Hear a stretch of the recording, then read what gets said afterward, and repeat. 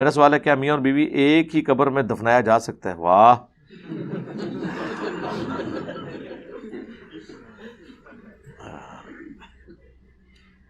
تو یعنی اکٹھے مرنا چاہ رہے ہیں، ٹھیک ہے، یا ایک پہلے مر چکا ہے، وصیت کی ہے کہ دوبارہ اس کو وہاں پہ. میرے بھائی جب تک اعمال ایک جیسے نہیں ہوں گے نا، آپ اکٹھے بھی دفنا دیں، انہوں نے آگے جا کے اکٹھے کو نہیں ہونا. ہاں، وہ اپنے اعمال کے مطابق اکٹھے ہونا ہے، اور اگر اعمال درست ہوئے تو پھر اکٹھے ہو جائیں گے.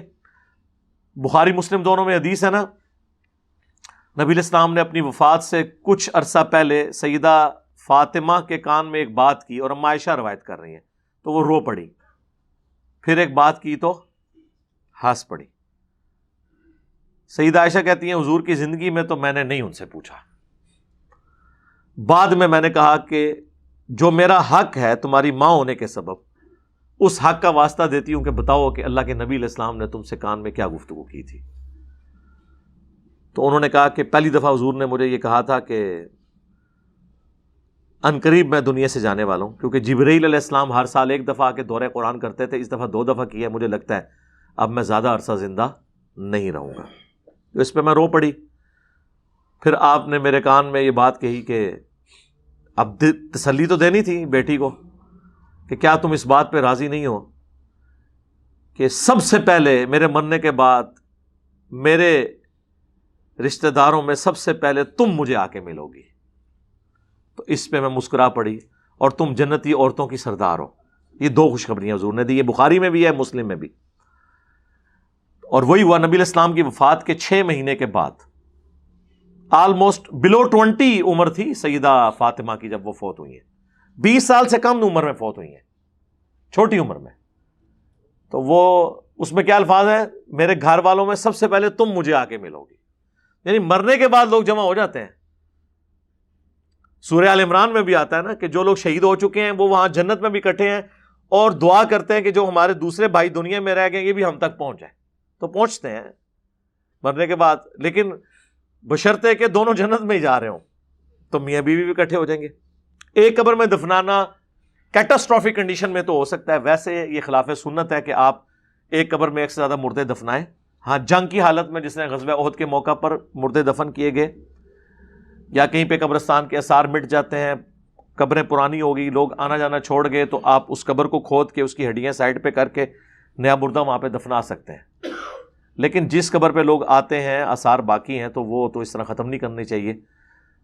صحیح مسلم میں نبی علیہ السلام اپنی والدہ کی وفات کے 50 سال کے بعد ان کی قبر پہ گئے تو آثار باقی تھے نا، پھر وہاں پہ روئے، صحابہ کرام نے بھی رونا شروع کر دیا. تو قبروں کو باقی رکھنا یہ سنت ہے، پسندیدہ ہے. مزارات بنانا، ان کو پکے کر کے قلعے بنا دینا بہت بڑے بڑے، یہ غلط ہے. تو اکٹھا ایک قبر میں نہ دفنائیں. اگر جگہ موجود ہے تو علیحدہ علیحدہ کریں، اور اگر جگہ نہیں ہے کہیں پہ تو آپ بے شک 2-3 بندے اکٹھے دفن کر دیں، اس پہ تو کوئی مسئلہ نہیں ہے. بلکہ صحیح بخاری میں ایک حدیث موجود ہے نا، جابر بن عبداللہ کہتے ہیں کہ غزوہ احد کے موقع پر میرے والد جب شہید ہو گئے تو انہیں باقی لوگوں کے ساتھ ایک ہی اجتماعی قبر میں دفنا دیا گیا. ذرا جنگ میں تو اتنا ٹائم نہیں ہوتا کہ آپ علیحدہ سے قبریں کھودیں، جنگ لڑنی ہے یہ. تو کہتے ہیں میرے دل میں بڑا قلق تھا تو کہ میرے باپ کو اس طرح اجتماعی قبر میں، میری خواہش تھی کہ میں علیحدہ سے قبر بناؤں. تو کہتے ہیں 6 مہینے کے بعد غزوہ احد کے، صحیح بخاری کے الفاظ ہیں، میں نے وہ قبر کھودی تو میرے باپ کی لاش بالکل سلامت تھی، تو میں نے انہیں شفٹ کیا پھر دوسری جگہ پہ. تو یہ اس سے یہ ثابت ہوا کہ آپ قبر شفٹ بھی کر سکتے ہیں ضرورتاً، اگر، ورنہ ویسے جو شفٹ کرنے والے ذرا ان سے پوچھیں تو وہ تو آپ کو پھر اور ہسٹوریاں بتاتے ہیں. دوسرے تیسرے دن بھی قبر کھودی جائے تو اتنا تعفن پھیلا ہوتا ہے. سردیوں کے موسم میں تو پھر بھی معاملات چل جاتے ہیں 2-4 دن کے لیے. گرمیوں میں تو بہت، یعنی وہ لاش فوراً ڈیکمپوز ہونا شروع ہو جاتی ہے، بدبو آنا شروع ہو جاتی ہے. تو اس آج کیا گرمیوں میں نہیں زمین نہیں ٹھنڈی ہوتی، گرمیوں کے اور مسئلے ہیں نا. سردیوں کی میں اور بات کر رہا ہوں. وہ ٹھنڈک اتنی کافی نہیں ہے کہ جس کے کوئی چیز بچ سکے، ورنہ تو قبر کھول کے لوگ آٹا سٹور کرنا شروع کر دیں، فریج نکال ہی دیں. وہ جتنی ٹھنڈک ریکوائرڈ ہے نا ایک لاش کو ڈیکمپوز ہونے سے بچانے کے لیے، اتنی ٹھنڈک سردیوں میں اویلیبل ہے. سردیوں میں تو آپ لاش باہر بھی رکھ دیں نا تو کچھ گھنٹے کے لیے نکال جائے گی. اور سائبیریا میں اگر آپ 1000 سال کے لیے بھی گلیشیئر کے اوپر کوئی لاش پھینک دیں تو محمد کے غلاموں کا کفن میلا نہیں ہوتا. پاوے وہ کافر غلام ہوئے تو پاوے مسلمان ہوئے. ٹھیک ہے, وہ سارا فریج دا اور برف دا کمال ہے.